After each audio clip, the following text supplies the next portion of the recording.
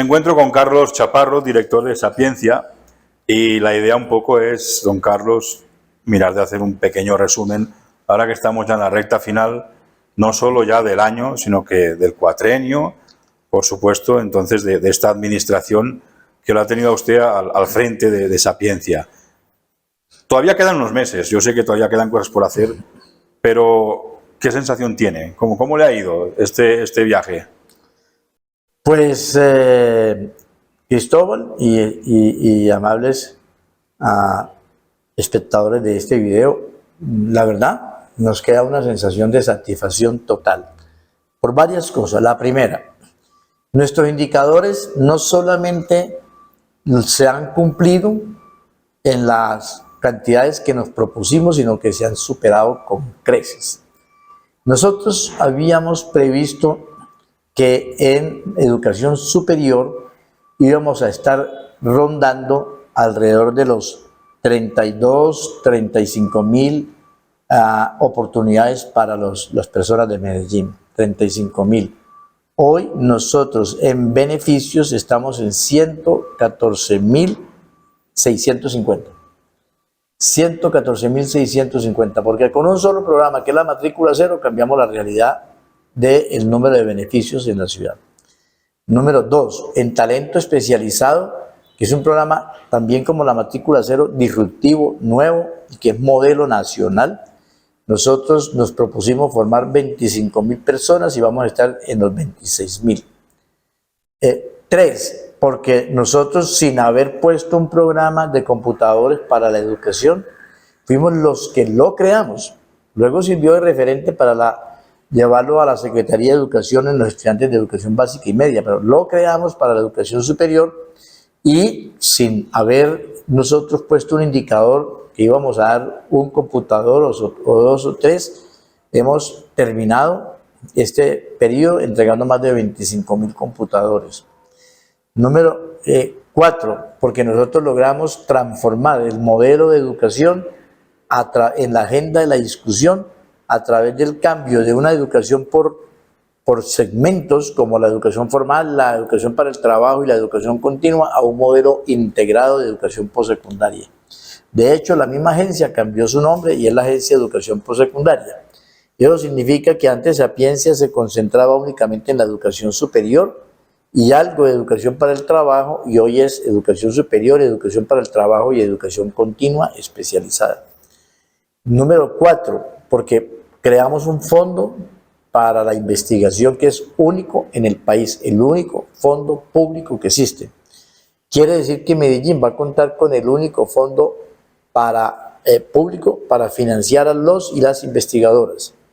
Número 5, porque pusimos en marcha la Ciudadela con una propuesta de formación para la industria digital, centrado en mezclar diversos tipos de educación, o sea, en la agenda de educación postsecundaria. Director, me imagino que hay gente que a lo mejor se estará preguntando, bueno, pero todos estos proyectos que han echado adelante a través de Sapiencia, esto no se puede tener los resultados ahí mismo, porque estamos hablando de educación y la educación no lleva sus frutos hasta que no termina el periodo educativo. ¿Significa eso que los frutos, cuándo los podremos más o menos ver en los jóvenes que están estudiando? Ya hay unos que se están viendo. El primero es que en Medellín se logró, y luego en el país, por efecto de la matrícula cero, se logró disminuir el porcentaje de deserción. Esto paró una tendencia que había, y era que la deserción crecía, no mucho, pero venía creciendo de manera sostenida. Ahora la permanencia es mayor, o sea, la matrícula cero logró retener a los estudiantes al facilitarles los recursos para que puedan estudiar. Nosotros creamos la matrícula cero en el año 2020 y el gobierno nacional un año después vino, la evaluó, la copió y la implementó. Y entonces en conjunto el impacto que hemos producido no es solamente para Medellín, sino para el país, porque esa matrícula cero nacional es el derivado de lo que hicimos acá. Ese es un primer aspecto que ya se ve. El segundo aspecto que ya también se ve es que nosotros, con menos recursos que todas las administraciones anteriores, hemos dado muchísimo más beneficios. Eso es algo muy importante. La matrícula cero es una política pública bien pensada. Y finalmente hay temas para estar como en sintonía con como los que tú mencionas, que sí son de largo plazo. La calidad educativa se ve después de finalizar determinados periodos de formación. Hoy todavía es prematuro evaluar eso, pero sí le puedo decir una cosa. Nosotros, en cuanto a beneficios, hemos superado cualquier cifra histórica, tanto que el número de beneficiarios hoy, en estos 3 años que llevamos y medio, supera al de los 16 años anteriores, o sea, al de 4 alcaldías anteriores. Eso ya es un logro evidentemente visible. Estamos ya, como decía antes, terminando el año y terminando el mandato, ¿no?, de esta administración de Daniel Quintero. Hagamos un pequeño resumen de qué es lo que a lo mejor les quedará, supuestamente, si tienen la voluntad, por supuesto, de hacerlo, a la próxima administración. Bueno, lo primero que yo quiero decir antes de resolver esa pregunta que tú me haces es manifestar un hecho que es objetivo, y es este.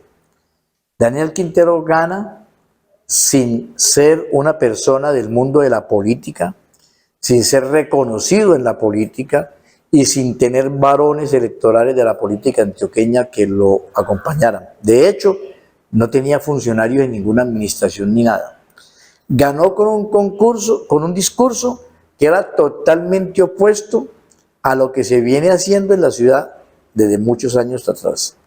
O sea, ganó con una crítica a una Medellín que tenía una narrativa que enmascaraba problemas y que al mismo tiempo, de algún modo, engañaba a la gente, haciendo ver que ciertos personajes eran unos prohombres, cuando en realidad se trataba de unos avivatos. Y el tema de Hidroituango desnudó muchas cosas. Entonces, si alguien que llega con ese discurso y no tiene apoyo de ninguna índole, de hecho los opositores, los enemigos de Daniel, dicen que Daniel no conoce a Medellín y que Medellín no lo conocía pues cuando llegó aquí. Y tienen en parte razón, porque es que Daniel Quintero recién egresó de la universidad, se fue primero a trabajar como empresario, después como director de Impulso y luego como viceministro de las TIC y todo por fuera del territorio. Si alguien desconocido en el territorio, sin apoyo ni nada, y con un discurso totalmente contrapuesto a lo que ha sido la tradicional política de nuestro territorio, de Medellín y Antioquia, ganó, si ganó, es porque evidentemente la gente quería un cambio y votó por ese cambio. Y entonces el mensaje para quienes hoy hacen política es, quienes crean que se puede volver al pasado de manera tan tranquila y tan olímpica como lo ven, están empezando a cometer un error. Eso de Daniel Quintero, indistintamente a la opinión que cada uno tenga de Daniel, yo no voy a entrar a hacer juicios, el que tenga una opinión buena, el que tenga una opinión mala, el que tenga una opinión regular, no.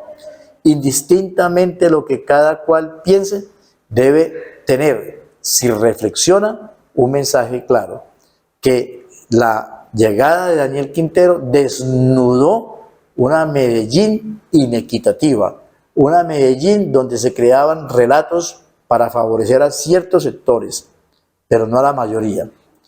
Eso lo deben tener en cuenta, porque quienes están aspirando ahora quieren decir, vamos a retomar a Medellín, Medellín es de nosotros, siempre ha sido de nosotros, la vamos a volver a reconquistar y volveremos a ser como antes éramos y esto no volverá a ser como antes éramos. Ese es el primer punto. El segundo punto es que esta administración ha sembrado unos hechos que son claramente icónicos ya. Todo el tema de la discusión del Valle del Software. Hoy, por ejemplo, en Europa hay un debate enorme sobre esto, pero no es debate si lo hacemos o no lo hacemos, sino cómo lo hacemos y sobre todo qué es lo que tenemos que invertir. Para ser más preciso, hoy España está liderando todo el tema de la transformación digital en Europa y ha puesto toda su esperanza en la industria digital, porque saben que ahí se está jugando la nueva realidad. Entonces, en resumen, el haber puesto en la premisa de Medellín Valle del software, a pesar del saboteo, a pesar de que han tratado de crear un manto de duda, es un hecho disruptivo que va a permanecer y que va a quedar. La ciudad que decide entrar en esta nueva industria no volverá a ser igual.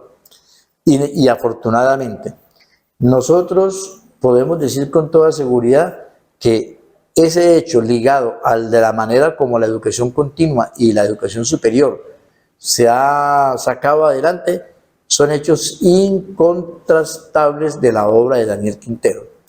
Lo voy a decir de otra manera, más allá de lo que cada cual piense frente a la persona, es indudable que Daniel Quintero se ha erigido en ese periodo de gobierno en un líder de talla nacional.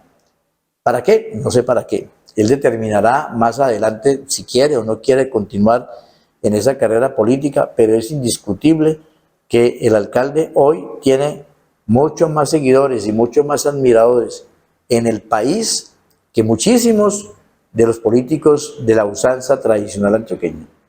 ¿Qué le queda para la siguiente administración? ¿Les queda continuar todo o pueden tranquilamente pues romper y que quede todo en el pasado? Pues si van a acabar con la matrícula cero, se van a ver las caras con el movimiento estudiantil, que va a ser el primero que va a hacer valer esto. Pero tienen que empezar por llevar al Consejo una propuesta por medio de la cual eliminen la matrícula cero, porque de manera directa no la pueden hacer por una razón muy obvia. La matrícula cero es política pública distrital. Quiere decir que solamente se pueden deshacer de ella por la misma vía como se hizo, o sea que tenía que llegar al Consejo, y yo quiero ver el Consejo de la ciudad, cuál Consejo de la ciudad es capaz de quitar un beneficio de gratuidad para los estudiantes de educación superior, y qué piensa la ciudad de aquellos que proponen eso.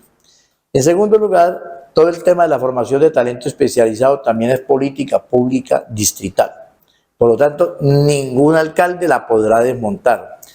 Si somos sensatos, más allá de estos elementos que lo anclan de manera legal, más allá de esto, un alcalde o alcaldesa que llegue próximamente, si es una persona sensata, lo que debe hacer es continuar esa senda, porque necesariamente hoy la economía que mueve al mundo es la economía digital, y la economía digital se deriva de la industria digital, y formar personas para la industria digital es un imperativo. Hay un solo hecho que les permite entender perfectamente qué estoy diciendo. Toda la discusión en torno a la inteligencia artificial que se ha dado últimamente ha tenido dos características. Por un lado está la preocupación de los alcances que pueda tener, pero la segunda es también la convicción de que con preocupaciones o no, con precauciones o no, la inteligencia artificial se va a abrir paso, y con ellas todas las actividades de la industria digital.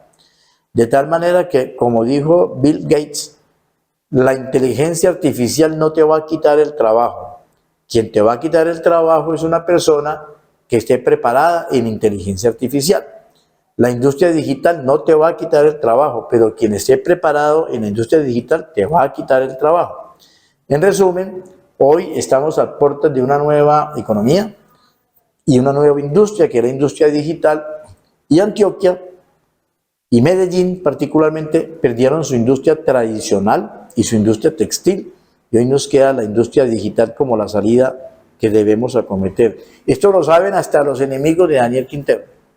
Lo que pasa es que obviamente no lo reconocen, porque la mezquindad política llega hasta el extremo de negarlo y de negar algo tan evidente, pero todos saben que ese es el camino y que hay que seguirlo. De hecho, la ciudad venía pensando en esto desde el año de 1995. Así que no es algo tomado a la ligera, no es algo planteado de manera irresponsable, sino que es algo que está ligada a la dinámica del mundo. Esto significa entonces que lo que se ha sembrado en esta administración realmente se ha sembrado con fortaleza y va a quedar ahí. Pues mira, Cristóbal, yo te lo digo con otro par de ejemplos. Yo empecé en el año 2020 enviándole un mensaje a las universidades de nuestra ciudad, públicas y privadas. Las visité y les dije, si no se cambia el modelo formativo que tenemos en el país y no nos centramos en la formación continua especializada, que son los cursos cortos de formación, pero que deben estar anclados con las carreras de educación superior, como estudios que están en la base para luego continuar a las carreras de educación superior. Si esto no se hace, no es que se vaya a frenar ese proceso porque la industria digital nos obliga a eso, sino lo que va a pasar es que esas instituciones que no asuman ese cambio se acaban, porque la matrícula va a descender cada vez más. Pues bien, esto empezó ya a verse, la matrícula desciende en las instituciones privadas, en las públicas no desciende la matrícula porque siempre la demanda de cupos en la educación pública es mayor de los cupos que tienen, o sea, de la oferta. Pero si no fuera por esa enorme diferencia, también hubiera descendido la matrícula.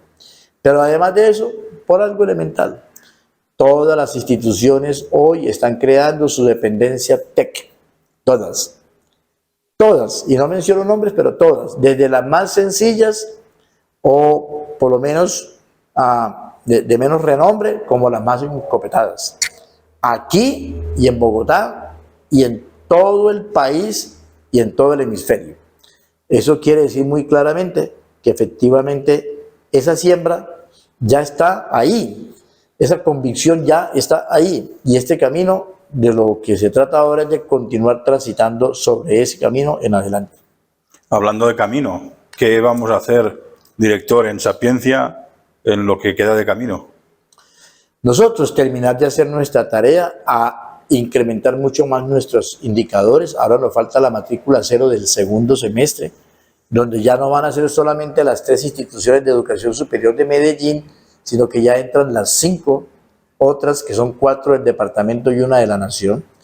Esto va a hacer que nosotros ya ahora nos dediquemos para garantizar que estas otras 5 instituciones, al igual que las 3 nuestras, o sea, las 8, puedan tener la matrícula cero. Nosotros vamos a hacer la última cohorte de formación de talento especializado. Esperamos estar ofreciendo entre 8 y 9 mil cupos.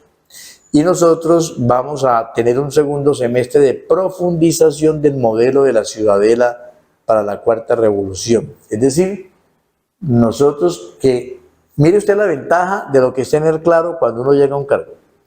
Cuando uno llega a un cargo sin saber o tener claridad qué es lo que debe hacer y primero tiene que indagar y buscar cuál va a ser su plan, es una cosa distinta cuando uno ya trae un plan que ha concebido de tiempo atrás. Aquí nosotros no llegamos a ver qué hacíamos, llegamos a hacer lo que sabíamos que había que hacer. Por eso la matrícula cero la creamos en mayo del 2020, en plena pandemia. Talento especializado lo creamos hacia el mes de octubre del 2020. La entrega de computadores la cristalizamos hacia noviembre del año 2020. Es decir, el modelo de educación postsecundaria lo iniciamos en el 2020 y lo terminamos en el cambio del modelo de Sapiencia ante el Consejo de la Ciudad a comienzos del 2021. Mejor dicho, en el primer año, a pesar de la pandemia, y solamente para un caso, en los primeros 3 meses del siguiente año, nosotros ya teníamos todo montado. De ahí en adelante, ¿qué nos dedicamos? A desarrollarlo y a fortalecerlo. Por esa razón, en este último año vamos a dedicarnos a eso, a terminar de fortalecer nuestros indicadores, a robustecerlos y a dejarle a la ciudad un legado, y es que la educación hoy ya no es la misma educación de antes. Ya no se trata de la educación superior clásica, ni se trata de que esta educación superior clásica esté divorciada de la educación para el trabajo y la educación continua especializada, sino de una nueva realidad, de un nuevo modelo, como lo hemos denominado, de formación postsecundaria, que integre no en cuanto a aspectos meramente orgánicos, la educación superior, la educación para el trabajo y la educación continua, sino que los integre en una ruta única formativa. Eso es lo que vamos a dedicarnos a hacer en este último año, por lo menos durante el tiempo en que el director esté aquí frente a la agencia. Si tengo que ir a cumplir destinos en otro lugar, pues llegaremos a desarrollar esta nueva misión, pero quienes queden aquí lo continuarán hasta el final. Un poquito venía ahora a lo que usted decía, la última pregunta, ¿no? Y es ¿dónde se ve don Carlos Chaparro? Hay que decir que don Carlos es de los, yo no sé si decir, de los poquitos, con todo el respeto, que han asumido el cargo prácticamente de principio a fin. Aunque sé que todavía quedan unos meses y toquemos madera, que así será, pero quiero decir que ha habido muchos movimientos, algo que también ha sido muy criticado por la gente, por un sector de la gente, pero usted ha sido uno de esos pilares, por decirlo así, que ha estado quieto y en el sitio, ¿no? Bueno, acompañé al alcalde desde el año 2018 en su campaña y obviamente durante el año 2019 he acompañado al alcalde en todo lo que ha sido su periodo de gobierno hasta el presente.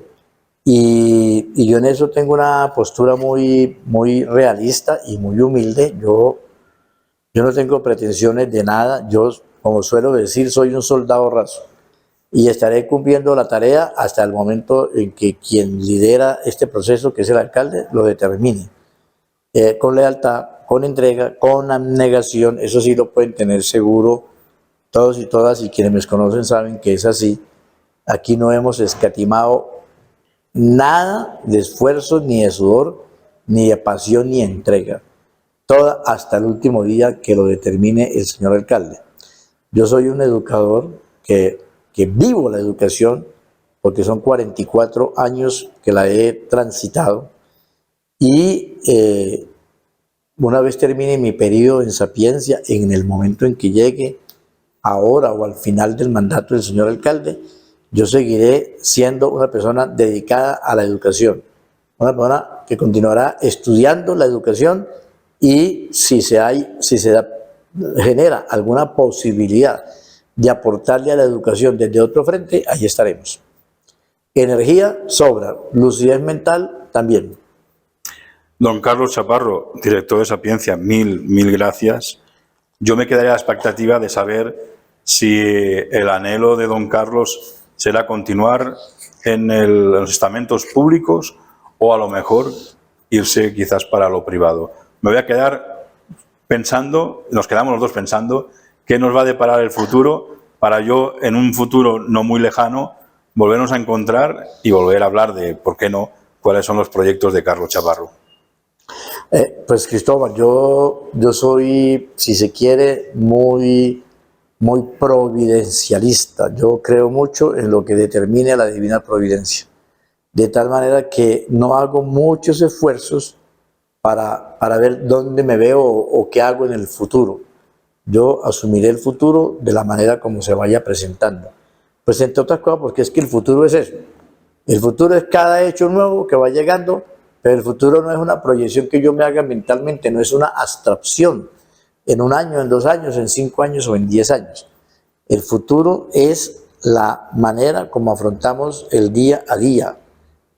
Con toda razón se dice que el pasado ya pasó, ya no existe, y el futuro no ha llegado. Entonces es el presente, yo vivo el presente. Y mi vida ha sido dedicada, mi vida laboral, más al servicio desde el sector privado que desde el sector público, siendo mi hoja de vida pública pues bastante, con una trayectoria bastante considerable. De tal suerte que yo estaré donde sea, me siento igual en el sector privado que en el sector público, porque tengo algo que me guía, y es el deseo de servir. Cuando uno tiene eso claro, navega sobre cualquier clase de río que le ponga por delante. Público o privado, el barco mío irá navegando con la mayor entrega y dedicación. Sí estaré dedicado a la educación, de eso sí pueden tener la certeza plena. Don Carlos, mil gracias. Lo importante de todo es que duerma tranquilo, plácido, sin remordimientos y con la sensación del deber cumplido. Yo soy, Cristóbal, todavía afortunadamente una persona que voy a cualquier barrio de la ciudad. Yo soy una persona que me puedo sentar en una esquina a tomarme una gaseosa y no tengo como temores a que alguien me reproche o sufra algún tipo de vejamen, porque he dedicado mi vida de manera honesta al servicio de la educación. Y evidentemente también puedo decir que sí duermo tranquilo. Poquito, porque toda mi vida he dormido poquito. Mi sueño está entre 3 y 4 horas, pero no es de ahora, sino de toda la vida. Pero no es por desvelos, es porque ya se sincronizó un cierto ciclo circadiano, un cierto reloj biológico, que cuando ya voy a dormir más de 4 horas me pone en pie en contra de mi voluntad. Y creo que seguiría así hasta el final, porque eso ya es un hábito.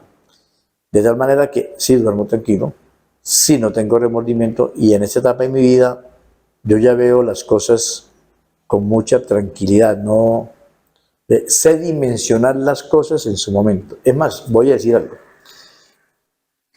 y aprovecho una cita bíblica.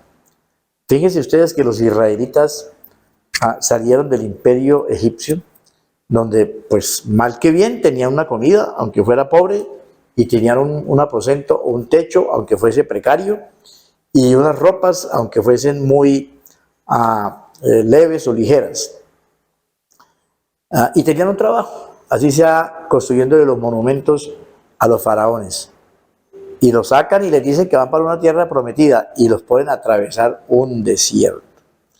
Y el tránsito por el desierto y los israelitas tardó muchos años, muchas décadas, en donde, ¿qué se pasa por el desierto?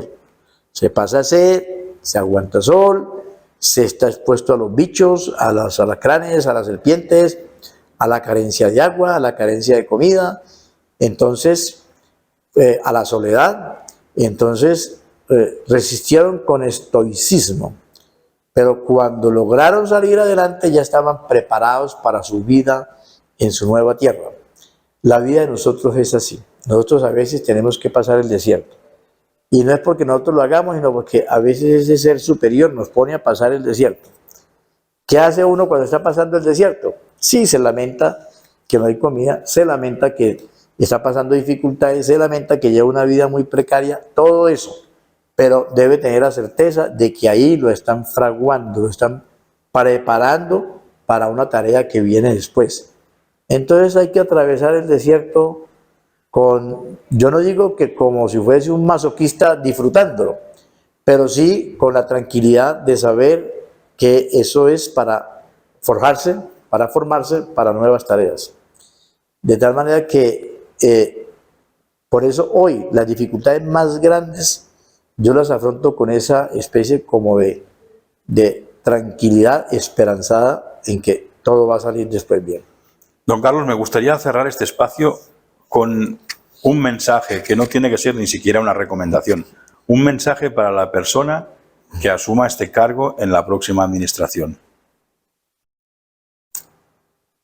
Yo creo que hay una tarea que nosotros empezamos y que obviamente se tiene que profundizar, y es la tarea de transformar el sistema educativo de nuestra ciudad, que sí podemos hacerlo. Al contrario, lo que la gente cree que es que solamente se puede hacer desde el ministerio, tenemos nosotros la flexibilidad de las normas para poder desarrollar una propuesta educativa ajustada a las condiciones de nuestro territorio. Y que la base fundacional de esa transformación del sistema educativo es la educación postsecundaria. O sea, nosotros aquí tenemos que acabar con esos 3 compartimientos de que habla la ley 115 y fusionar todo en uno solo. Tenemos herramientas hoy muy poderosas como el Sistema Nacional de Cualificaciones y el Marco Nacional de Cualificaciones. Y tenemos ya una realidad que es la que nos empuja hacia adelante. La educación continua especializada está empujando a todos a ese cambio. Hagamos el cambio. De tal manera que la persona que venga deberá profundizarlo. Y tiene un laboratorio magnífico que es la Ciudadela. La Ciudadela es para que sea ese centro de operaciones donde ese cambio se lleve a cabo. Mi mensaje es que se mantengan los criterios de la búsqueda de la gratuidad en la educación postsecundaria para nuestros ciudadanos y ciudadanas, y que lo profundicemos más con esa transformación del sistema educativo. Yo estoy seguro que si me dieran una oportunidad en otro ámbito, y sobre todo si fuese de ámbito nacional, acometería esa como la tarea central, y esa es la verdadera transformación educativa. Es muy bueno y es necesario transformar la infraestructura educativa, que las planteles, tanto de educación básica y media como universitaria, sean adecuados y estén en buenas condiciones. Es muy bueno que las personas tengan programas como, por ejemplo, la alimentación escolar, los apoyos, etc. Es muy bueno que nosotros podamos trabajar en que nuestros docentes sean cada vez más cualificados, pero definitivamente estos hechos no producen una transformación de fondo. La transformación del fondo está en el sistema educativo, porque el mismo sistema educativo conspira para que el gremio de los docentes puedan transformarse de acuerdo con ese cambio. Esas son las premisas centrales que yo creo que se deben mantener.